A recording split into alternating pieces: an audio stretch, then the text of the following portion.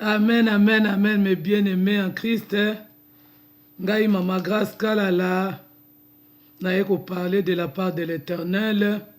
Donc, naye ko continuer suite ya lobby pourquoi tu souffres.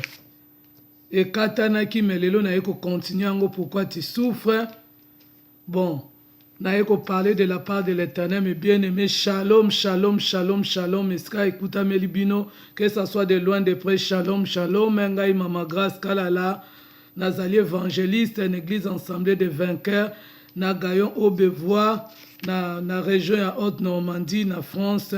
Menzamba salinga grâce, nazali awa na Ottawa, na kati bibale, na kati ba mer, na kati océan, nazali na Canada, précisément na Ottawa, na Ontario. Donc, naye ko parler de la part de l'Éternel, naye ko continuer suite na biso ya lobby pourquoi je souffre. Donc naye ko continuer to sukaki to talaki histoire ya papa na biso Abraham makamoni elekelaki ye yango na pe naye ko continuer to talaki na livre Jérémie ndenge ni nzamba alobaki na livre Ézéchiel ndenge ni nzamba alobaki yango na ko continuer na bino na ko talisa bino lisusu mutu nini yango na Bible asufraki makamoni na salaki po nzamba leka na kokangola ye.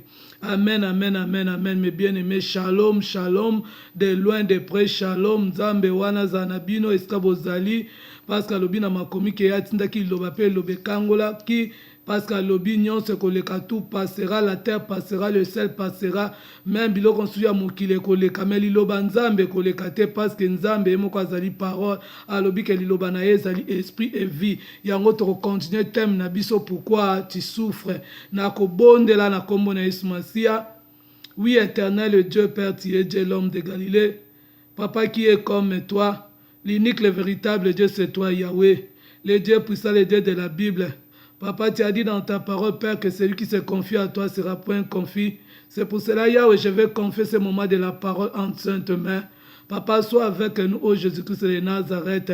Éternel Dieu, guide-nous, conduis-nous, ô mon Dieu, mon roi. Papa, que la chair tombe, Papa, que l'esprit soit, Seigneur Nazareth, oh mon Dieu.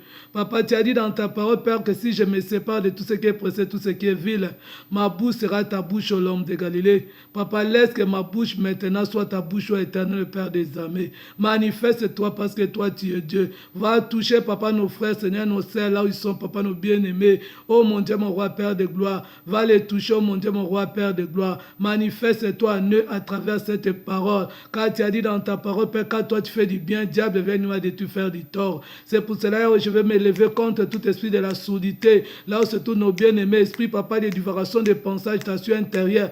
Je vais les lier, précipiter tout dans les arides au nom de Jésus. Laisse que tout pensée, Seigneur Nazareth, Papa, soit captif à l'obéissance de la parole de Dieu. Là où se trouvent nos bien-aimés. Que ton sang, précieux Père de gloire, nous couvre. Que ce Saint-Esprit de Dieu, Papa, soit avec nous. Guide nous, conduis-nous, Seigneur Nazareth. Tu es notre Dieu. Laisse que l'honneur, Père, la gloire, Yahweh, la magnificence ne revienne qu'à toi, c'est à l'éternité. Au nom de Jésus-Christ, nous avons ainsi prié. Amen, amen, amen, amen. Bravo Jésus, bravo Jésus, bravo Jésus. Tu vas continuer, thème Nabiso, mes bien-aimés. Tu vas continuer pourquoi tu souffres. Pourquoi je souffre. Et puis, il y a à cause de la souffrance. Lobi to leka kit na komona totanki histoire ya papa na biso Abraham tangu nzamba benga ki abimise na patrie abimise na mboka na ye na mboka oya malédiction na libota oya malédiction nzambe wana pesa ki e promesse mais tangu Abraham abimi abandi kotambola na nzela ekokoma na Kana akenda ekokuta nzala mais tangu yake ekokuta nzala a décida ki aleka na kobima na Kana akende en Égypte. Mais Abraham wana bosanaki ke nzamba salaki na ye promesse. Abosanaki ole eyaleka na ko consulter nzambe yaleki na kozwa décision a ye moko. Ezalaka te Abraham amona ki nzambe Abraham ayoka ki mungo na nzambe mais tango souffrance tango ya pasi ola consulter nzambe alobi nzambe ngala zaki na ngakuna yo bimisinga ya konsaki nzambe te azwa ki décision to tanga ki histoire na Genèse 12 ndenge ni Abraham alongwa ki na Genèse chapitre 12 à partir ya verset 10 jusqu'à 20 ndenge ni Abraham alongwa ki na Kana ndenge ni na kendaki na Égypte ndenge ni na kosaki ayebisaki mwasi na yeba kosa to landa ki histoire wana lobi Peut-être kotanga na Genèse 15 à partir à verset 13 ndenge nzambe alekaki na koloba na Abraham alobi na Abraham lokola yo osali boye ngai nzambe 4e génération na yo kobanda na 4e génération bana na yo bakokende bakozala esclave na Egypte wapi esika kaka libota esika yakendaki kozwa biloko ya bato esika yakendaki kozwa dote ya Pharaon mpona mwasi na ye Saraïd. Amen, amen, amen. Non, papa na biso Abraham, soki ayaki ko discernaki même après, nga na zubilo kwa batu. Na leka na kozongi sango, mais ya discernaki te. Akendaki na babe, akendaki na ba brebis, akendaki na ba chameau, akendaki na ba serviteur, ba servante. Donc akendaki riche na biloko batu ya Pharaon. Mais nzokanda yebaki te, alekaki na koteka bana na ye. Amen, amen, amen, amen. Et si wana soki ba serviteur na ba servante soki to moni parmi ba servante wana ezalaki na Agar wana nde mutazalaki mama Ismaël azaki parmi ba servante o yazoki na pays d'Égypte. Mais si on a psaume l'obanzambe lobi psaume 34 à partir de verset 18 à 20 alors quand le juste crie éternel Dieu attend. Mais il fallait y aganga tangu souffrance ezalaki tangu passe ezalaki il fallait ganga et pas yanzambe parce que ezalaki juste akutanaki na nzambe il fallait ganga lobi nzambe tala situation biloko akoli ezali te famine ezali salela ngai ngolo sala nga grâce nzambe wana ngaka oyanola epote ngie moko nzambe ne mutu abimisaki na mboka wana esika zalaki. Amen, amen, mes bien-aimés. Totangaki na histoire ya Jérémie ndenge nzamba lobi pardon mes bien-aimés, na livre à Jérémie, peut autant qui na Ézéchiel, na histoire na Ézéchiel 18 à partir de verset 1, ndenge nzamba loba ki alobi que l'âme qui pêche, c'est celle qui mourra. Personne tokotanga yango na kombo na Yesu Masia, nazo fungo la Bible na livre Ézéchiel 18 à partir de verset 1, Éternel nzamba alobi la parole de l'Éternel me fit adresser à ces mots. Pourquoi dites-vous ces proverbes dans le pays d'Israël, que les pères ont mangé des raisins verts et les dents des enfants ont été agacées? Pourquoi dites-vous ça? Et Nzamba continue à dire, je suis vivant. Nzamba lobeli biso lobi que je suis vivant, dit le Seigneur, l'Éternel. Vous n'aurez plus lié de dire ces proverbes en Israël. Voici toutes les âmes sont à moi. L'âme du Fils est comme l'âme du Père. L'une et l'autre sont à moi. L'âme qui pêche, c'est celle qui mourra. Alléluia. Wana nzambe na biso alobi je suis vivant, dit Éternel des armées. Ce qui totangi na livre à Jérémie, nzambe kuta alobi, ce qui to fungo na livre à Jérémie, na ko funga su na livre à Jérémie 31.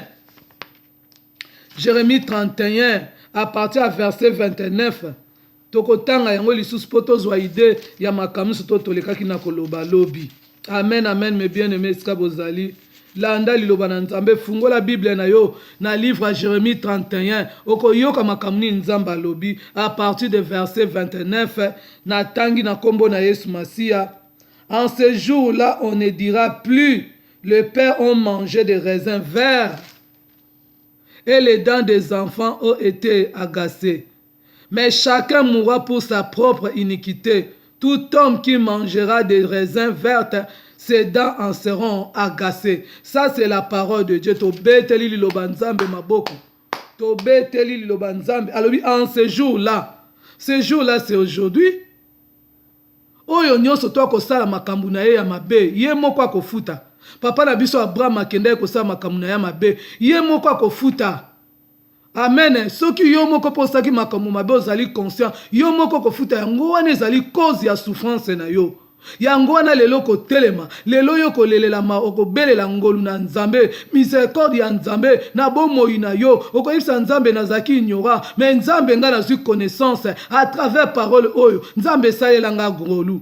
Alobi na makomine na livre Joël 2, je pense à partir de verset 13, 12, 13, 14 comme ça. Alobi maintenant encore dit Éternel Dieu, venez à moi avec de plaies, avec des lamentations, car moi Dieu je suis compatissant, je suis là à la colère riche à bosse. Déchirez vos cœurs et non vos vêtements, car moi Dieu je me répands des mots que j'envoie. Quel mot notre Dieu a envoyé? C'est la mort parce qu'il a dit dans sa parole que le salaire du péché c'est la mort. C'est la mort Dieu a envoyé. Souffrance wana nde yango ezali kufa. Cause à souffrance wana nde yango ezali kufa. Minyoko ozali komona yango ezali kufa. Alobi na makomi que je connais le projet que j'ai formé sur vous. Dit Éternel, les projets de paix et non les projets de malheur. Mais t'as la projet aux vivre. Aux vivre le projet à paix. Aux vivre quand il y a malheur. Parce que ça na cause. Que sous thème na biso la cause de ta souffrance. Et ça na cause maman. Et ça na cause papa. Yangwana lelo ko bele la mawa ya Nzambe. Toko tanga na Bible histoire. Ya mosali na Nzambe ya mutu moko. Ye pa kutana kika na même situation wana. Na livre ya un chronique. Un chronique 1 Chronique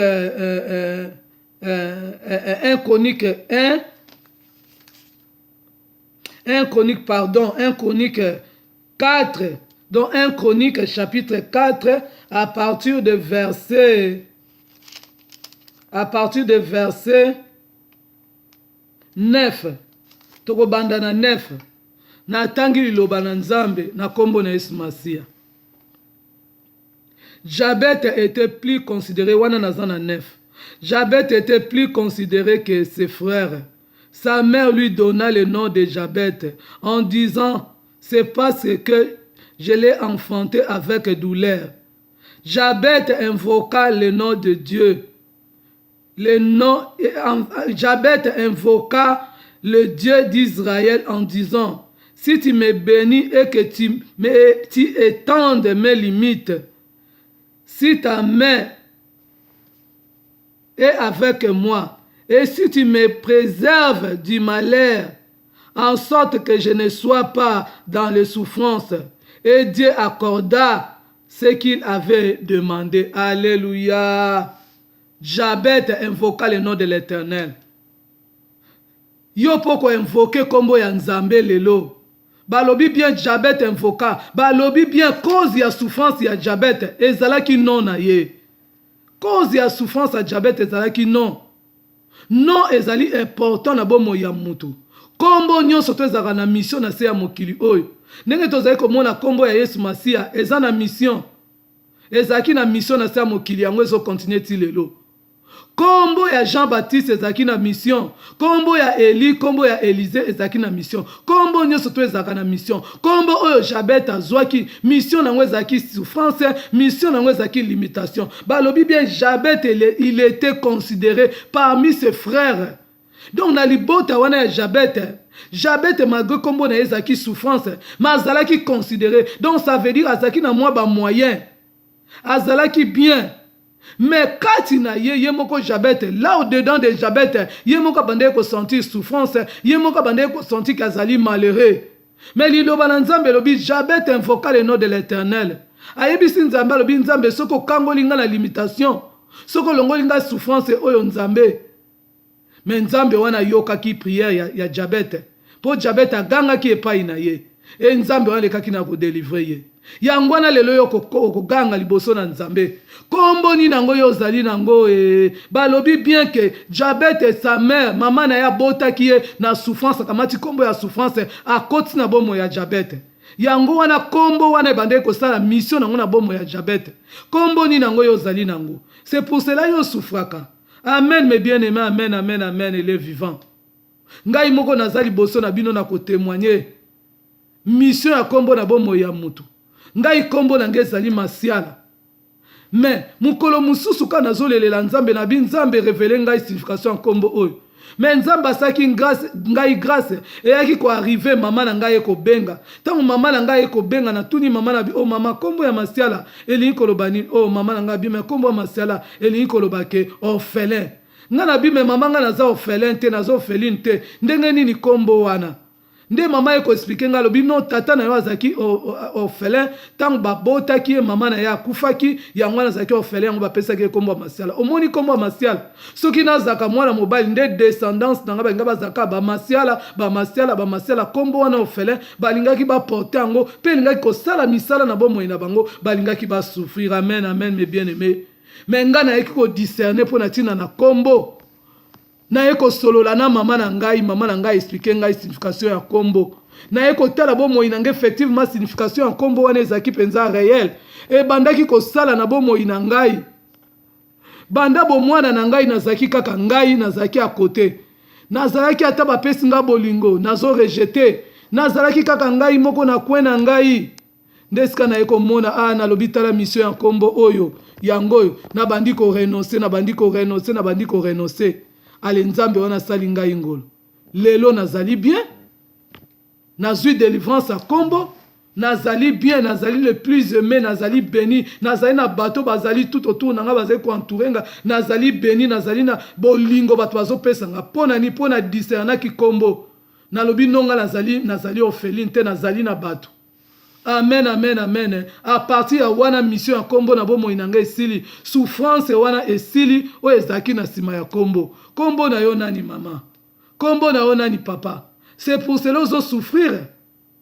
c'est pour cela oyebaka kutu signification ya nkombo na yo te mes bien-aimés luka koyeba signification ya nkombo nga nazalaki naza na mama leki na ngai mama leki na nga nkombo na ye ezalaki mampasi mama leki na nga wana amonaki pasi avivaki na souffrance mpona kobokola bana pasi azalaki divorce kodebrouye na mosala azokende mbongo malongo eza te me mukolo musuka na koyeba nzambe mama leki na nga desida bi a partir ya lelo nga nalongoli nkombo ya mampasi alongoli yango meme na badossier nkombo wana alongoli yango aye komipesa nkombo alobi nkombo na nga a partir ya lelo makiese jésus nkombo wana makiese se na bomo ya mama leki na nga azali beni na azwa musala ya bien bana na ye bazali beni akoma kotambola na mituka ya minene omoni pourquoi yo ozali kosouffrir amen mes bien-aimés mais nzamba alobi na maloba na ye alobi na livre ya Jérémie totangi yango même na livre ya Ézéchiel alobi bien ke moko ta komema souffrance ya mutu oyo akei koluka likambo na ye ndenge papa na biso Abraham akendeki koluka likambo na ye sikoyo nzamba alobi ke moi Dieu je suis vivant éternel Dieu je suis vivant soki bakoko na biso balukaki makambo bango moko nde bakovivre makambo wana biso tokovivre su makambo wana te na nkombo na Yesu Masiya Jabet atelemaki balobi Jabet invoqua le nom de l'Éternel liloba na nzambe lobi na 10 Jabet invoqua le Dieu d'Israël en disant si tu me bénis et que tu étendes mes limites alobi nzambe soko pambolinga et autant de limites na ngai amen amen mes bien-aimés si ta main est avec moi et si tu me préserves du malheur asengi na nzamba préserver na malheur alobi soki loboko no ezali likolo na ngai et soki yo préserver nga na malheur amen amen mes bien-aimés en sorte que je sois pas dans la souffrance donc ye moko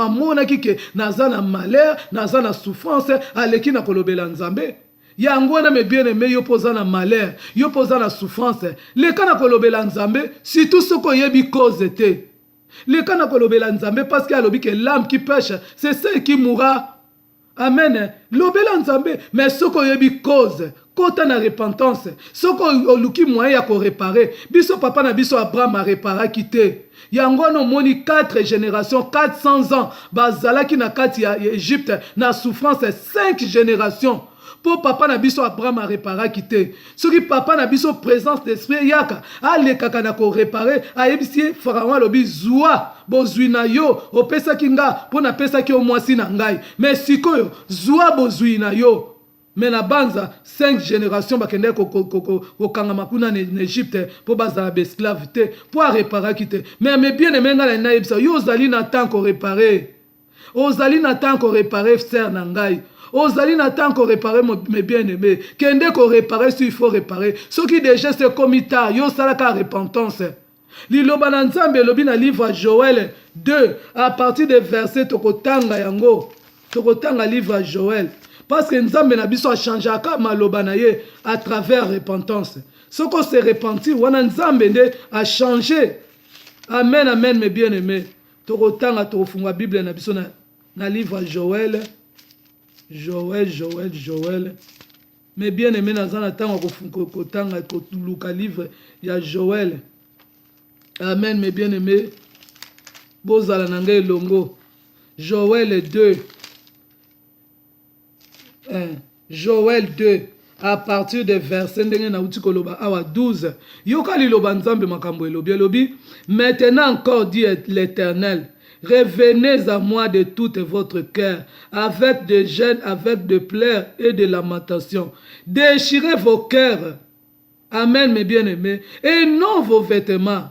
Et revenez à l'Éternel, votre Dieu, car il est compatissant et miséricordieux, lent à la colère et riche en bonté, et il se répand des mots qu'il envoie. Quel mot notre Dieu envoie? Quel mot? Il a dit que le salaire de péché, c'est la mort. Donc, tant que yo tambola qui n'a péché, tant que yo tambola qui n'a kozwa bambongo batu, tant que yo tambola qui n'a mibali batu, tant que yo sala qui ba avortement, tant que yo babala qui yo, ozala qui doté, mais les lots zali divorcé, mais babala qui yo non. Ozaki doté mais lelo komi kolobolobi no ngai na kozongse nga na boti na mobali yango bana koma na koyi kozongse la edote ngai na kendaki ne mwasi na mobali na lambela ki oh mes bien-aimés mais maman na yo aliaki mbongo adote papa na yo aliaki mbongo adote cause ezali ya souffrance yango wana lelo yo kopasola motema na yo okolelela nzambe alobi déchirez vos cœurs et non vos vêtements alobi revenez à moi avec des jeûnes, des pleurs et des lamentations. S'il faut gêner, gêner pour souffrance ou longwa pour cause de souffrance ou longwa mes bien-aimés pour la libre. Amen. Balobi bien notre Dieu il est là la colère et riche à bonté, il se répand des mots qu'il envoie. Ngana mone sika nzamba sala repentance de la Bible. Mais dans la repentance, Nzamba saka dans la batu so basa repentance, Nzamba change ba décision. Parce que tant histoire ya Jonas na Ninive, Nzamba za ina kanda Ninive parce que masumo elekaki. Mais tant Jonas akei a gangi na Ninive pendant 40 jours, pendant 40 nuits. Bato a Ninive bakoti na jeune balati basaki. Balobi Nzamba changer alingaka boma Ninive alaye ko bikisa Ninive. Quand on a la repentance, mes bien-aimés. Souffrance koko ya quand on a la repentance. Nzamba ko changer maloba quand on a la repentance. Parce que zali Nzambe. Totangi histoire ya Jabet. Jabet ye problème na ye azaki na problème était. Pas si na ye zaika na nzela ya non. Pas si ya Jabet zaika na nzela ya non mes bien-aimés. Yango no moni tango a crier vers éternel Nzambe wana pas salelier peut-être yo souffrance ozali nango ezali ka na nzela ya non yo ganga epa ya Nzambe Nzambe wana ko sala le lenga sa na Jabet. Pourquoi tu souffres ndeko na ngai? Pourquoi je souffre? Et cause de souffrance na ezali ni mes bien-aimés. Totangi soki totali na Bible na livre des rois hein chapitre 20 à partir de verset 12 tina verset 19 tokotanga histoire ya roi Ézéchias. Et si que kuta melio fungola Bible na yo mais bien aimé tanga histoire ya Ézéchias toyebi roi oyo ndenga saki makambu ya malamu. Roi oyo tanga akomaki na royauté tata na ye avant ye akoma roi oyo azaki roi amemaki idolâtrie na mboka Samarie na mboka ya Israël amemaki idolâtrie atelemisaki ba starte bato akomaki ko adorer ba idole kombo ya Nzambe lembaki na mboka Samarie Israël. Mais tant que roi o Ézéchias ye azaki roi moko azaki na intégrité azaki roi moko azaki ko banga Nzambe ya leki na ko renverser ba statut aleki na ko détruire biloko o tata na ya salaki na mboka Samarie. Alléluia mes bien-aimés. Mais Nzamba azali Nzamba bo moi. Mais tala ndenge nini roi oyo alalaki na mbetu na maladi. Tango azali ko kende na ko kufa prophète Esaïe Nzamba tindi prophète Esaïe kende ko yebisa roi a se préparer a tia ordre na ndaku na ye na palais royal parce qu'azo kufa. Mais roi telemaki alelela ki Nzambe balobi bia balola ki elongi na mi abimisi ma ya miso abondamment abandi kolela liboso na Nzambe alobi Nzambe souviens-toi de moi, j'ai fait ceci, j'ai fait cela, j'ai fait cela talanga nazali intègre. Et Nzamba mona ki maya miso wane kitaki na miso ya Ézéchias. Balobi bien que prophète Esaïe abimaki clôture ya palais royauté. Nzamba zongisi ye kende ko yebisa roi na bakseli 15 ans ya vie. Allo. Alléluia mes bien-aimés landa liloba oyo. Nzamba bakiseli 15 ans ya vie. Mais il y a baksele 15 ans à vie. Et sengowana, balobi ba pays voisins, ba Syrie, ba Babylone, ba mikonzi nango, ba eko visiter, ba eko tala ye. Mais tala erreur ya salaki. afungoli palais, alakisi bozwi na ye, alakisi ba or ba diamant, biloko soto azalaki nango, esika wana nde kanda ya Nzambe ezalaki. Ozali ko souffrir parce que Nzambe asalaki yo malamu. Yo siko na molamu wana Nzambe asalaki yo ememeli yo orgueil. Obandi kokotsa na ndaku na yo ozali chrétien, okomi kokotsa bokitiste, okomi kokotsa ba magicien. Yango wana kanda ya Nzambe ezali likolo na yo. Lelo kosala repentance. Landa histoire oyo. Tango ba roi ya ba Syrie ya ba Babylone ba kei oh Nzamba yoki kanda Nzamba kokai suko kanga motema te. Atindi lisusu prophète. Prophète ye abandi kolobela ye. Abandi kolobela roi lobi roi makamuni no sali Nzamba zali na kanda. Yo fungoli ndaku na ba oh te na sali kaka boye. Ba yaki na laksi bango oh prophète alobi o sali erreur Nzamba zana kanda. Nzamba lobi na yo alobi ke descendance na yo bako kende na exportation bako mema bango na Babylone. Descendance na yo. Mais roi Ezekias ndenga discernaki avant tant ba eko yebisa ye ke ozokufa a discernaki lisusu ndengwana te parce que yokaki ke ba descendance na yo. Abandi ko zongise la prophète alobi oh mais ba descendance na nga tangu wana nga na komona na ngai bango te tangu wana nga na kokufa na ngai olia baluka lisusu na mire abimisa ma ya miso abondama asala repentance po te ba descendance na ye babika mais ya sanfutaki na ye alobi nga na kozala te na kokufa na ngai. Ndenge wana nde bakoko barrière grand-parents na biso basala makampo biso lelo to vivre na malédiction basala makampo biso lelo to vivre na souffrance basala makambo Nzambe alobi que éternel Dieu est vivant alobi que l'âme qui pêche c'est celle qui mourra mutu moko akoporte iniquité ya mutu te et Ézéchias atikaki na ye prophète azonga mais na tango wana tango yango ekokaki baeko kamata ba Benego, ba Shadrach, ba Meshad, ba Daniel, ba ngoma kende ko se retrouver na Babylone. Amen, amen, amen. Pourquoi tu souffres? Ezali à cause de ça. Mais Nzamba lobi que je suis éternel. Je suis vivant moi éternel. Alors que ces jours-là, on ne dira point que les parents ont mangé les raisins verts et les dents des enfants étaient agacées. Les jours-là, c'est aujourd'hui, mes bien-aimés. C'est là où toi tu vas pleurer devant l'Éternel. C'est là où toi tu vas faire, papa, tu vas te repentir, tu vas faire la repentance sincère. Tu vas déchirer tes vêtements, tu vas déchirer tes cœurs, tu vas porter les sacs, tu vas pleurer devant l'Éternel. Amen, amen, mes bien-aimés. Comme Jabez a crié, il a dit à Dieu, trop c'est trop, je ne peux pas vivre comme ça. Je suis considéré, mais les gens voient que l'extérieur mais ne voient pas l'intérieur. Car intérieur à moi, je souffre. Mais comme Naman, ce qui t'entend l'histoire à Naman, l'Ilobananzambe lobi que Naman azaki chef armée, ya Syrie, azalaki une autorité, azalaki na bagalan, azalaki kolata uniforme, azalaki muto bazobanga mes bien-aimés.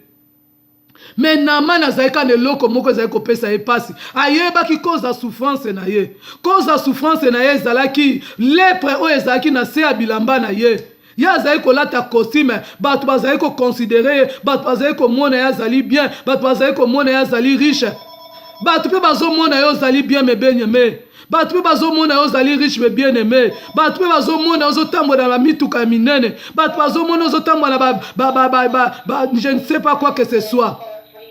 Amen. Mais Nzambe ozo souffrir. Yango wana Nzambe alobi oganga. Naman azalaki na grâce. Parce que ndenge ba déportaki batu na mboka ya Israël na Samarie na kati ya ndaku na ye azalaki na servante oyo azalaki pe mwana Samarie azalaki déporté ndenge ba memaki ba Benego ba Shadrach ba Meshad ba Daniel ye pa azalaki ba déportaki azalaki kovanda na Syrie na ndaku ya chef ya armée ya Syrie. Mais mwana wana yebaki Nzambe. Alléluia. Esika nde Naman azwaki grâce. Maîtresse ya ndaku azali ko solola na ba serviteur. Asalaki na ba serviteur baninga. azalaki na humilité, yo ozo souffrir, yo ozali maîtresse andaku, est-ce que ozalaka na humilité? Est-ce que osolaka na ba serviteur? Est-ce que osolaka na ba servante? Bana misalo bazali na ona ndaku parce que oyebi esika lipamboli ekouta te. Mais tala Naman azwaki grâce. Servante oyo atelemaki ayebisi maîtresse, alobi maîtresse, soki patron akei na mboka na biso Samarie, toza na prophète moko azali kuna, soki abondeli kaka mpona ntina na ye, patron akobika. Amen, be bien aimé.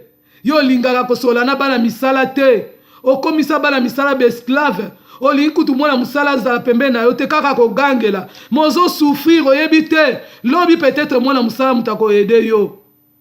Amen, amen. E Naman ayaki koyoka likambo wana. E Naman alongolaki makoloti na mboka Syrie. E na ndenge prophète atindaki na mai kende kodinda na mai. Pendant 7 fois. Naman akendaki esika wana lekaki na kozwa guérison. Souffrance esilaki me bien-aimé. Amen, amen. Pourquoi tu souffres? Ndeko nanga pourquoi ozali ko souffrir? Lelo ko réclamer ba droit na yo. Lelo ko ramener ba droit parce que liloba na Nzambe lobi tangu Nzambe akelaki biso lobi na livre Jérémie, Nzambe wana pambola ki biso lobi ayebi ba projet oya forma ki likolo na biso di Éternel des armées, alobi ba projet ya paix. Alléluia. Toko fungwa na livre Jérémie toko tanga yango parce que ezali kitoko. Fungola Bible na yo otala ba projet nini oyo Nzambe forma ki likolo na yo, mes bien-aimés. Amen, amen, amen, amen. Amen. Tu refonds le livre à Jérémie 29. À partir à verset 11. La parole de Dieu déclare, écoute-moi bien. Car je connais les projets que j'ai formés sur vous, dit l'Éternel. Projets de paix et non de malheur, afin de vous donner une avenir et de l'espérance. De l'espérance, une avenir, de l'espérance. Alors, car je connais les projets que j'ai formés sur vous, dit l'Éternel. Projet de paix. Est-ce que toi tu vis projet à paix ou Nzamba lobi? Alors, non les projets de malheur, mais projet de paix. Afin de vous donner une avenir et de l'espérance. Ndeko nanga yo zalaka na foi. Zala na kondima, projet à paix, projet à bonheur, oyo Nzamba projet à formaki, likolo na yo kokokisama. Fais ça la prière na foi. Tant que ça la repentance, tant que crier vers l'Éternel, comme Jabet a crié, Nzambe wana ko sala, ako kwe sa malédiction, ako longo la souffrance na bon moina yo. Parce que Nzambe ansaki na bon moya Jabet, alekaki na ko étendre limitation zaki sera zaki limité, mais Nzambe aleki na ko kwesa, o ezaki barrière, o ezaki mur, o ezaki montagne colline, filet ezaki liboso Jabet, et kweyaki azwaki ba ouverture, ba porte fungwama ki me bien aimé. Yangwana ndeko na ngai, pourquoi tu souffres? Alléluia, pourquoi tu souffres? Mais Nzamba lobi que connaît les projets il a formé. Amen, amen, mes bien-aimés. Lelo ko réclamer ba droit na yo. Peut-être ça ba repentance. O luka na lolengeni mais lelo ngala na talisa yo. Telema. Réclamer ba droit na yo. Parce que Nzamba lobi bien yebi projet. Après ça qui au projet à paix. Après ça qui au projet à bonheur. Mais pourquoi ils vivre malheur? Pourquoi ils souffrir? Alléluia. Ce qui t'entendent dans la Bible. Tu comprends la histoire, moi on a livre à Nombre. Dans Nombre 27. Nombre chapitre 27. Ok, nekotanga yango na ndako. Nombre chapitre 27, à partir de verset 12. Histoire, il y a 5 filles. Il y a Manassé. 5 filles à petite, il y a petite fille à Manassé. Amen. L'Éternel n'attanga yango mouké. L'Éternel dit à Moïse, montez sur cette montagne d'Abraham, d'Abarin, et regardez le pays que j'ai donné aux enfants d'Israël. Tu les regarderas, mais toi aussi tu seras recueilli auprès de ton peuple, comme Aaron, ton frère, a été recueilli. parce que vous avez été rebelles à mon ordre, dans le désert de Tchilo, de la contestation de l'Assemblée, et que vous n'avez point sanctifié à leurs yeux à l'occasion des eaux. Je ne sais pas ce qui nazali na place ya malamu. Non. Yango yote histoire nazotanga. Ezali na livre ya ndenge na bi na nombre.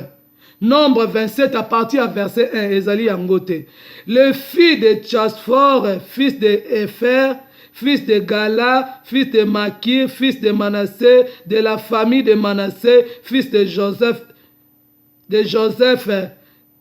et dont le nom était Matla, Noah, Okla, Milka et Tirtia, s'approchaient et se présentèrent devant Moïse, devant le sacrificateur Eliezer et devant le prince et toute l'assemblée à l'entrée de la tente d'assignation.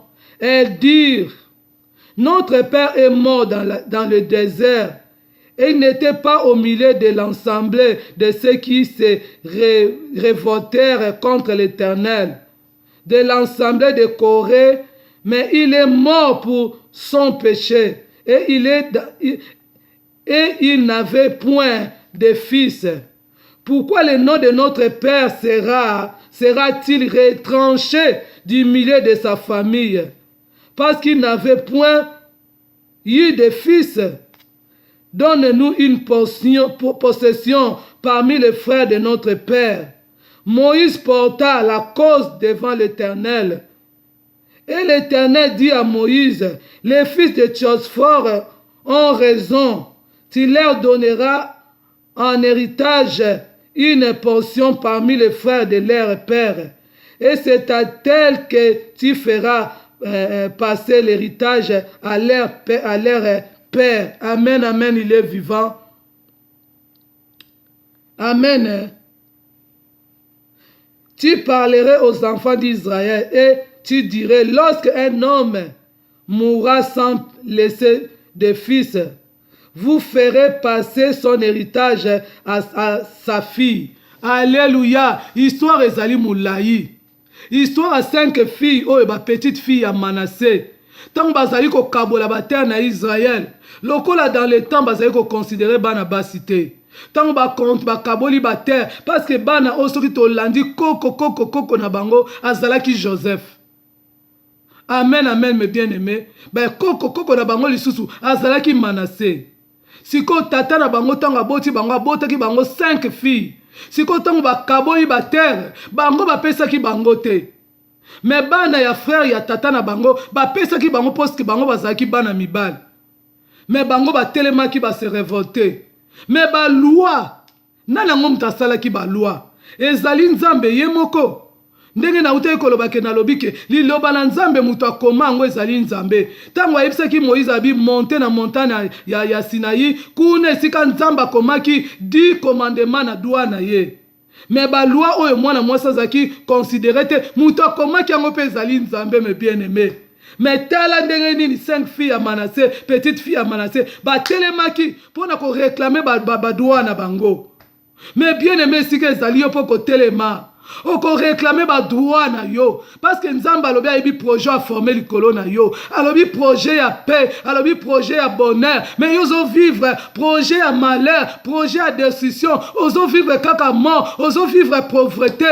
Mais les longs na zo biso me bien aimé tellement les cas ko réclamer ba droit na yo ndenge mbana oya ya Manassé bango ba telemaki pona ko réclamer ba droit na bango bazaki bana basi.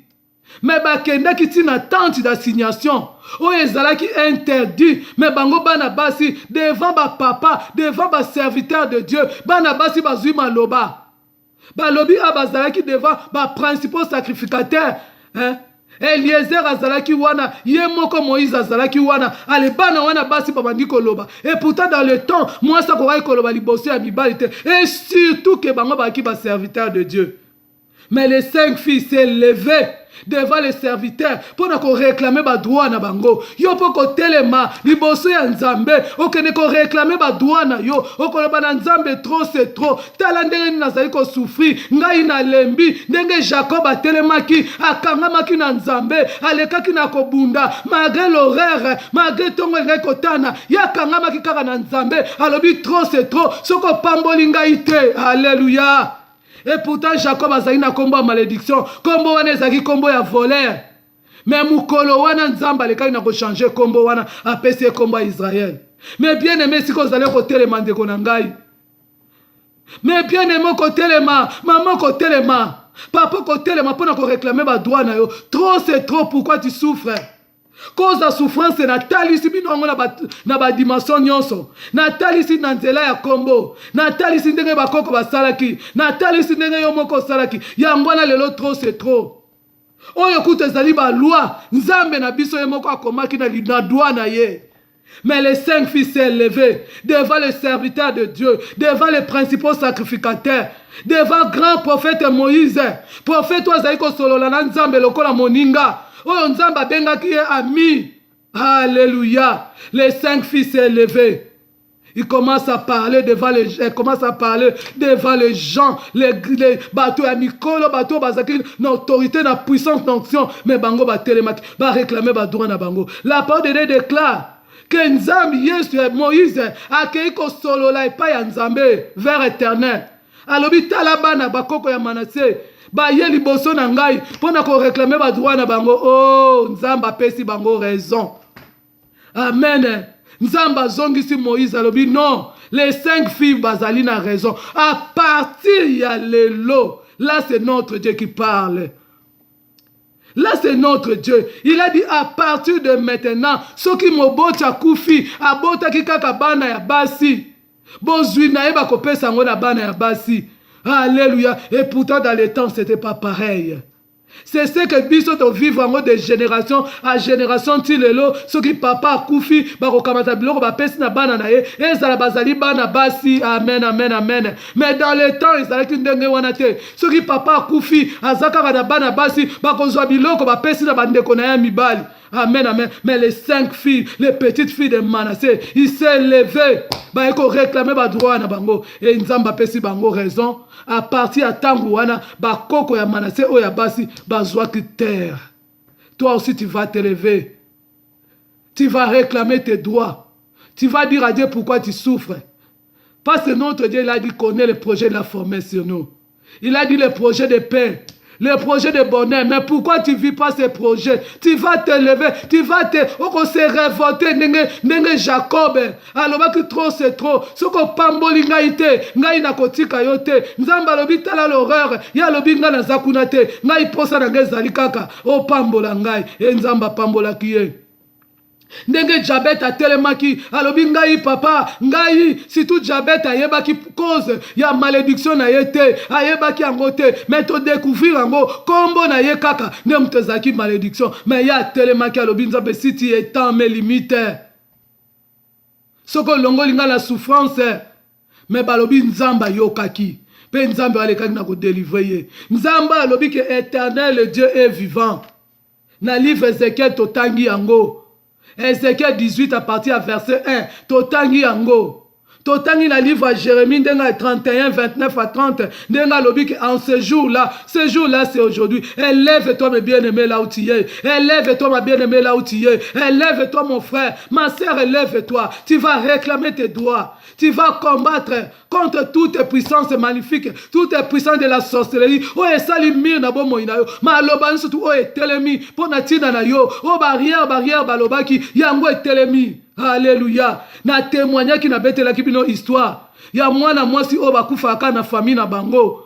Bana basi âge à 30 ans bakufaka. Âge kaka so ekoki à 30 ans et comment ki nango normal na famille. Oh. Mais moko s'éleva ki lokola ba 5 filles à Manassé, petites filles à Manassé.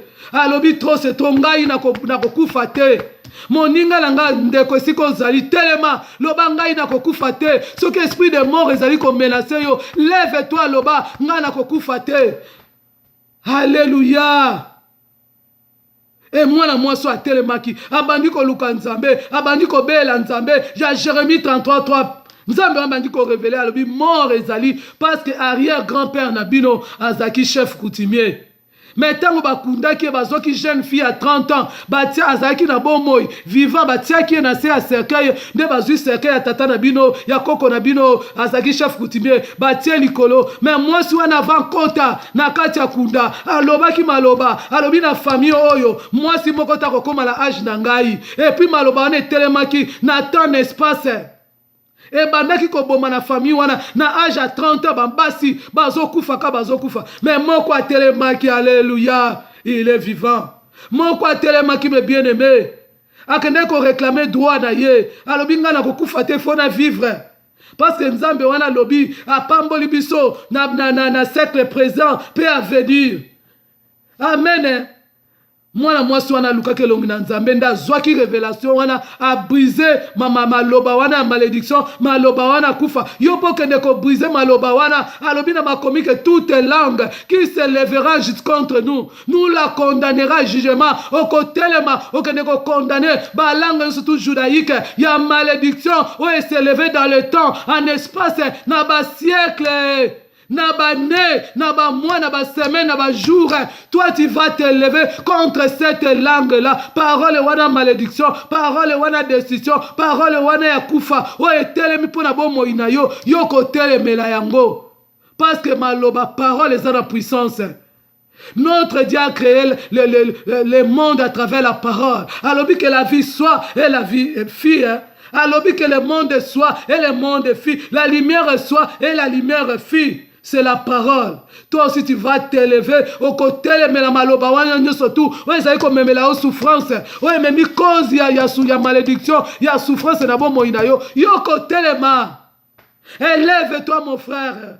Élève-toi ma sœur là où tu es. Tu vas combattre ma mire wana. Tomoni Jabet a tellement qui a Nzambe si tu étends de mes limites. Ngai Nzambe na ngai Jabet na kokumisa yo. Partout que ndakapona ba démarche ezali kaka bloqué parce que ba kanga yo na limitation. Okende ko buka yango. Peut-être osali condamné. Okoyi ko bimamboka te, osuka ka na Brazzaville, oyaka na poto te. Mais nzamba sali o grâce lokola yebi yo, lokola tiaki ba promesse epai na yo, amemi yo na poto. Okomi na poto ozoluka ba papier, ozozwa te parce que baloba ki maloba. Yango wana ko telema me bien-aimé, okende ko briser ba parole wana malédiction, peut-être ezali dans le nom, ndenge ezali na nom ya Jabet. Ayebisaki nzamba lobi si tu étends de mes limites.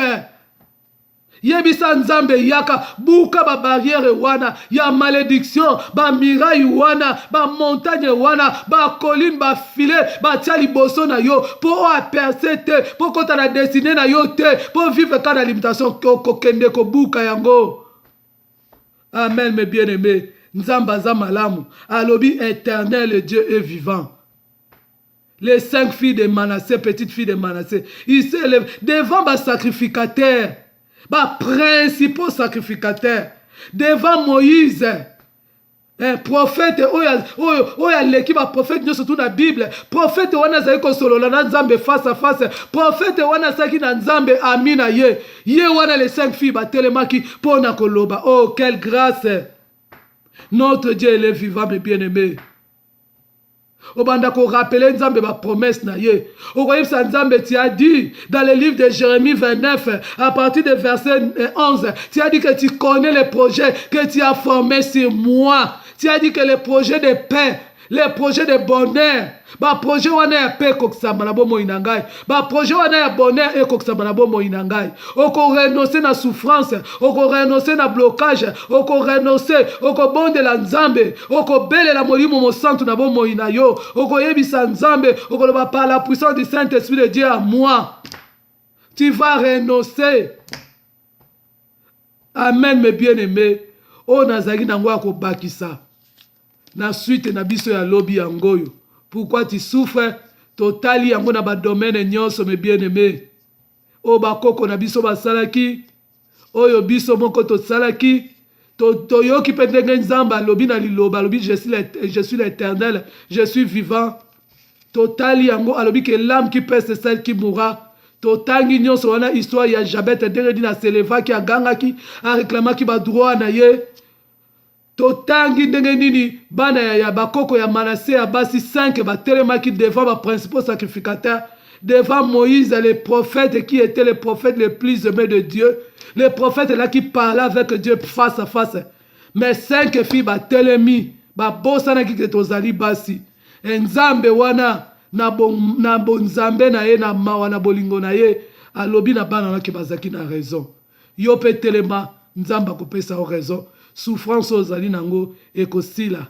Nzamba pambola bino o nazaki nango akoloba yango wana o nakokai ko partager na bino yango wana bien aimé nzambe wana pambola bino. C'était la parole. Alobi na makomi na ye que tout passera mais la parole de Dieu ne passera pas. Alobi que le monde passera, le ciel passera, la terre passera, mais la parole de Dieu ne passera pas. Amen, amen, mes bien-aimés. Shalom, shalom, shalom. Nzamba pambola bino. Bisous, bisous, bisous. C'était la servante de Dieu, Maman Grâce Kalala. Que Dieu vous bénisse. Je vous aime beaucoup. Bisous, bisous, bye.